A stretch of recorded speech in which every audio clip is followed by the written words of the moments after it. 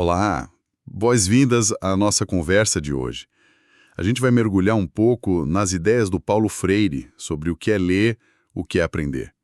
E como ele via isso de um jeito muito mais amplo do que só decifrar palavras, né? A nossa base vai ser o livro A Importância do Ato de Ler.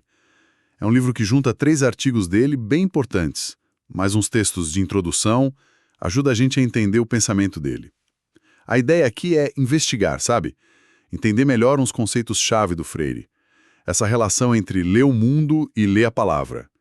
E também porque ele batia tanto na tecla de que educação é política, né? E como que alfabetizar pode ser libertador. A gente quer ver como isso ressoa hoje. Bom, vamos lá, começar a desvendar isso. Para começar, tem o primeiro artigo, que dá nome ao livro, A Importância do Ato de Ler. E o Freire começa de um jeito muito pessoal, né? Contando da infância dele lá no Recife, ele descreve como aprendeu a, ler o mundo antes mesmo de pegar um livro.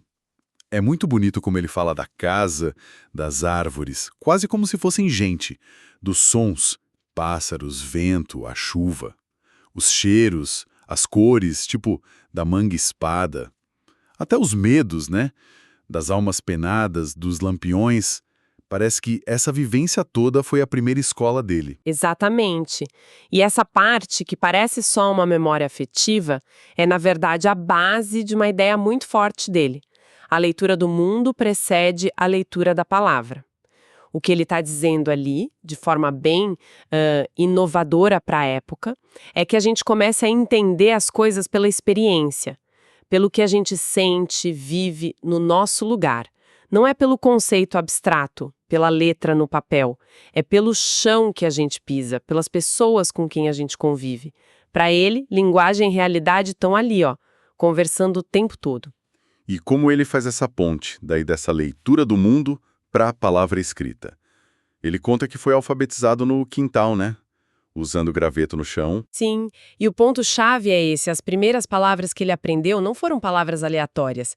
Eram palavras daquele mundo dele. Água, terra, sombra, cobra, jaca. Palavras cheias de significado para ele, sabe? Não era o Eva viu a uva das cartilhas, que muitas vezes não diz nada para a criança. Ele até cria um termo para isso. Palavra mundo. Essa palavra que nasce da experiência concreta. A alfabetização, para ele, não podia ser uma coisa separada da vida, tinha que ser uma continuação, um jeito novo de ler aquele mundo que a pessoa já conhece. Faz muito sentido isso. E ele levou essa ideia para a sala de aula depois, como professor. Você mencionou que ele ensinava gramática de um jeito diferente. Levou sim. Mesmo ensinando português, regência, sintaxe, que parece bem técnico, né? Ele fazia isso analisando textos de verdade. Textos de escritores como Graciliano Ramos, Jorge Amado. A questão não era decorar regra, era entender como a língua funciona na prática, como ela expressa jeitos de ver o mundo, como ela está ligada à realidade social que está ali na literatura. Era um ensino vivo, não um estudo de regras mortas. Entendi. Então, essa abordagem dele já era uma crítica a um jeito mais mecânico de ler, né? Com certeza. Ele criticava muito o que chamava de magicização da palavra escrita. Aquela ideia de que a palavra, por si só, tem um poder mágico, separada do mundo, da ação.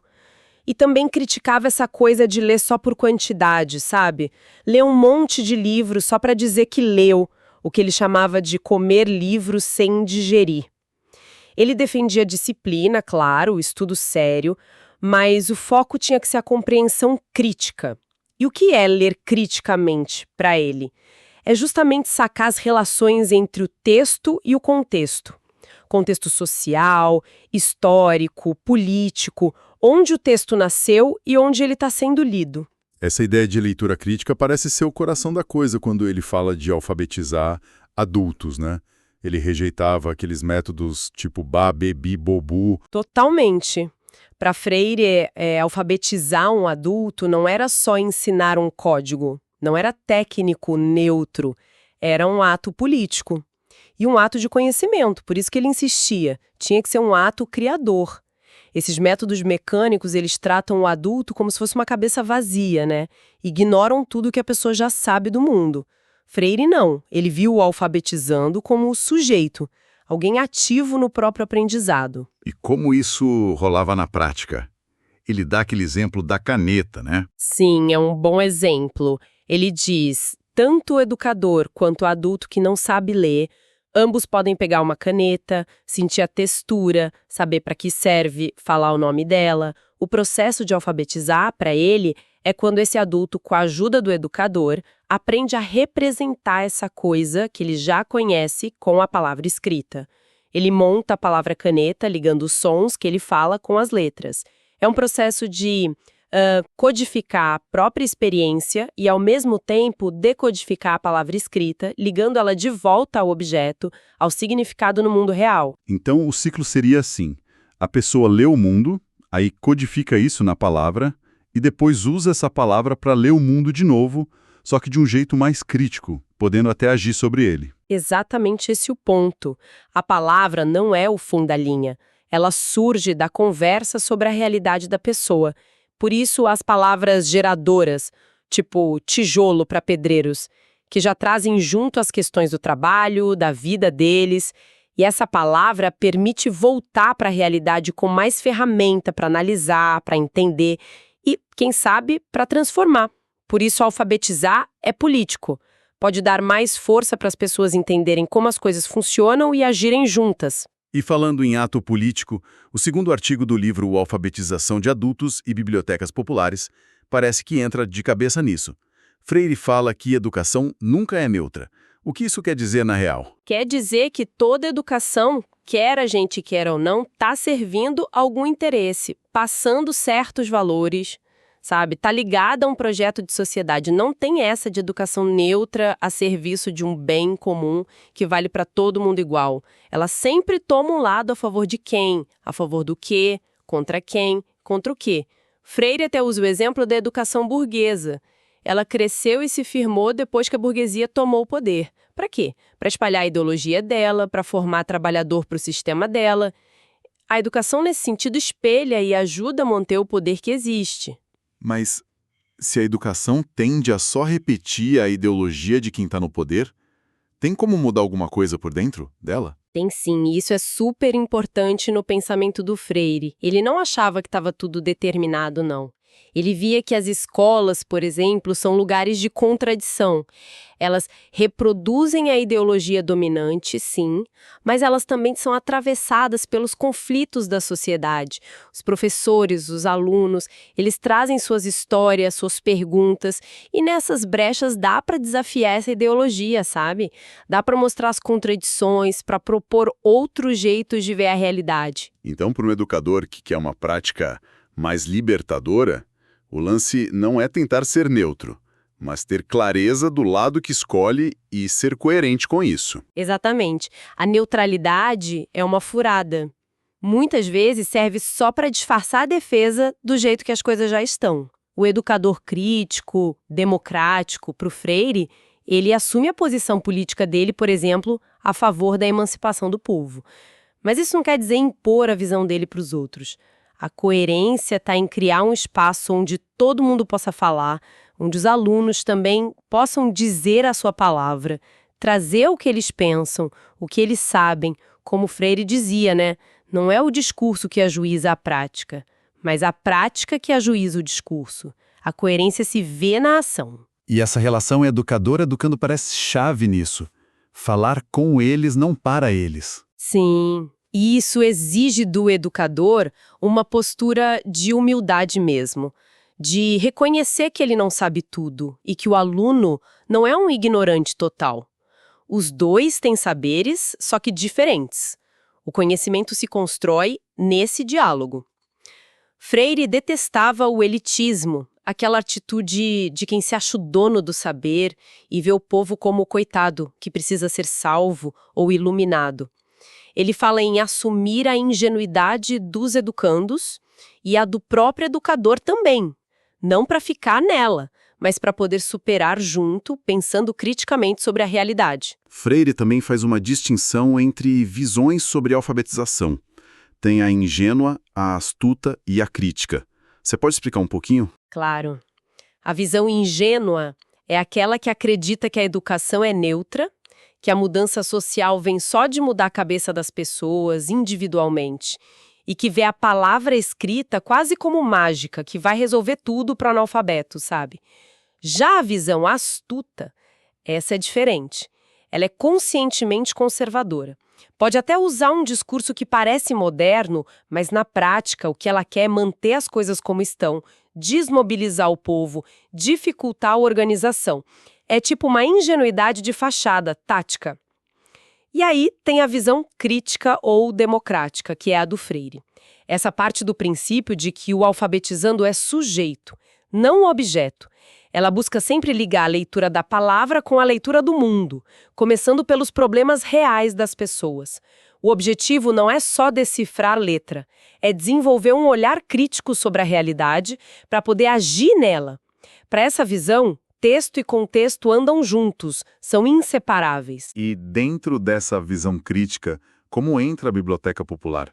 Imagino que não seja só um lugar para pegar livro emprestado, né? De jeito nenhum.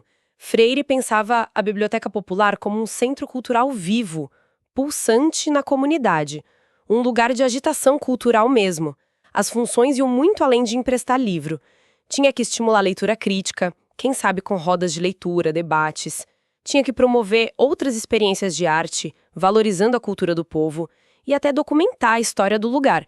Imagina gravar depoimentos dos mais velhos, fazer jornalzinho ou folheto com a linguagem da galera. Interessante essa ideia de documentar a história local. Muito, porque é parte de reconhecer que o povo produz cultura, produz história. Não é só consumidor, nem só objeto de estudo de pesquisador de fora. A Biblioteca Popular Crítica seria um espaço para o próprio povo pesquisar, registrar, pensar sobre a sua realidade e sua caminhada. Seria mais uma ferramenta nas lutas por educação, por mudança. E, claro, o jeito de montar a biblioteca, o que ia até lá dentro, as atividades, tudo isso ia refletir uma escolha política, né? Uma política cultural não neutra, alinhada com um projeto de democratizar a cultura e a sociedade. Isso já faz a ponte para o terceiro artigo, né? O povo diz sua palavra ou a alfabetização em São Tomé e Príncipe. O Freire foi assessor lá logo depois da independência.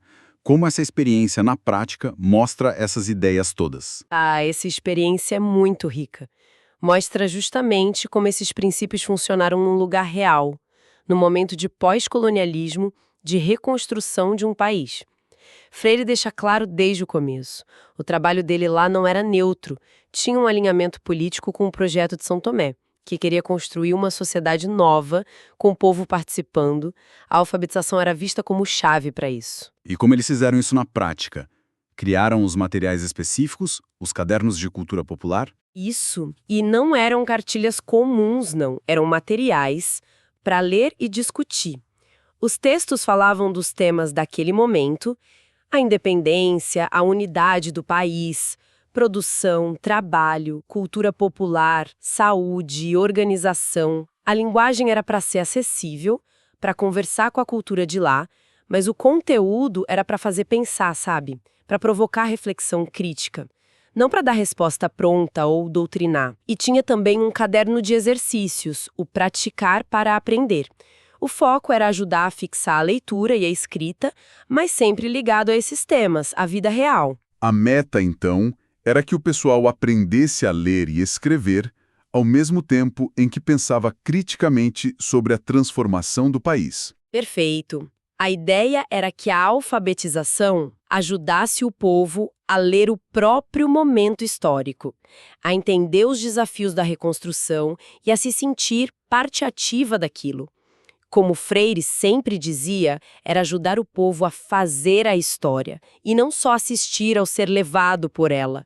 Era uma educação para desocultar a realidade, sabe? Mostrar as contradições, os desafios, as chances, e não uma educação que esconde os problemas ou aliena. Tem um exemplo muito forte que ele conta, de um círculo de cultura lá em Montemário, uma comunidade de pescadores. Usaram a palavra bonito, que é um peixe, e um desenho do lugar. Sim, esse momento é muito marcante. A codificação, que é essa representação da realidade, para começar a conversa, era um desenho da comunidade. E aí, discutindo o desenho e a palavra bonito, o pessoal que morava ali há anos, de repente, olha para o desenho, olha para a paisagem real pela janela e cai a ficha. É Monte Mário. Monte Mário é assim e a gente não sabia. O que essa reação mostra pra gente? Mostra a força daquilo que o Freire chamava de tomar distância da realidade, para poder entender ela melhor. Quando eles viram a comunidade deles ali representada no desenho, eles conseguiram olhar para ela de fora, analisar, como se estivessem vendo pela primeira vez, inteira, com as relações ali dentro. É um passo fundamental para a consciência crítica, sair da imersão do dia a dia para poder pensar sobre ele. É emergir da realidade para entender e talvez para mudar. E isso aconteceu ali num lugar com poucos recursos, mostrando que a capacidade de analisar não depende de ter estudado muito formalmente. E os cadernos, tipo praticar para aprender, ajudavam a reforçar essa ligação entre aprender e agir. Com certeza, o nome já dizia tudo, né? Praticar para aprender. Tinha um incentivo o tempo todo para as pessoas escreverem sobre a vida delas, usando a linguagem delas, escreva igual a como fala. Os temas dos exercícios ligavam o aprender a ler e escrever com o cotidiano, com o trabalho na roça, com a participação na reconstrução do país. E tinha frases como: todos nós sabemos alguma coisa, todos nós ignoramos alguma coisa, por isso aprendemos sempre. Isso era para reforçar a ideia de que todo mundo aprende junto, né? Para combater aquela ideia de que só o professor sabe. E o outro caderno, que vinha depois da alfabetização. O segundo caderno de cultura popular, ele aprofundava a discussão, trazia temas mais complexos, mas que eram essenciais para formar uma consciência crítica naquele contexto. Coisas como o que é estudar de verdade, não só na escola, a importância da unidade, da disciplina, do trabalho para reconstruir o país, a diferença entre natureza e cultura e como o trabalho muda o mundo. Tinha crítica à separação entre trabalho manual e intelectual, valorizando os dois, defesa da cultura popular, a necessidade de pensar certo, com rigor, com crítica, a análise do processo de produção, a busca por um homem novo, uma mulher nova e, claro, por uma educação nova também. Crítica criativa não neutra. Até gramática entrava ali, mas de um jeito funcional para ajudar a entender textos mais complexos, tipo o uso do pronome que. O que é impressionante é a coerência, né? Toda a proposta, desde escolher as palavras geradoras até esses textos de pós-alfabetização, estava amarrada no objetivo maior: fortalecer a capacidade crítica e a participação política do povo na construção da nova sociedade lá em São Tomé. Não era só ensinar a ler, era formar cidadão consciente, ativo e... Então, se a gente fosse tirar umas mensagens principais disso tudo que o Freire traz, quais seriam as grandes ideias que ficam? Olha, eu destacaria 3 pontos que continuam super atuais. Primeiro, essa ideia de que ler o mundo, entender onde a gente está, a nossa realidade social, política, cultural, é tão ou mais importante que ler a palavra, e que uma coisa alimenta a outra, elas não se separam. Segundo, a constatação de que educação nunca é neutra. Ela sempre tem um projeto político por trás e pode servir tanto para oprimir quanto para libertar. Não tem meio termo aí. E terceiro, essa visão do aprendizado como algo ativo, que acontece no diálogo, que é crítico e que está totalmente conectado com a nossa vida, com a nossa experiência e com a nossa capacidade de agir no mundo. São ideias muito fortes mesmo. E como que elas conversam com a gente hoje, no mundo que a gente vive? Essa é a grande pergunta, né? E talvez seja a provocação final que a gente pode deixar aqui. A gente vive hoje num bombardeio de informação, de fake news, de narrativas disputando nossa atenção, moldando como a gente vê a realidade. O tempo todo, nesse cenário todo, como é que essa proposta do Freire de ler o mundo criticamente pode ajudar a gente a navegar? Que textos a gente precisa aprender a decodificar hoje? Textos digitais, da mídia, sociais, políticos. E talvez mais importante, Que contextos, as estruturas de poder por trás, as desigualdades, as ideologias escondidas a gente precisa desvendar para poder, como ele sonhava, agir para construir um mundo mais justo, mais humano. Fica essa reflexão, né? Como a gente aplica ou pode aplicar essa leitura crítica do mundo na nossa própria vida. Uma reflexão muito necessária. E com ela, a gente encerra a nossa análise de hoje sobre o pensamento de Paulo Freire. Esperamos que tenha sido uma exploração bacana para todo mundo. Agradecemos a companhia e até a próxima.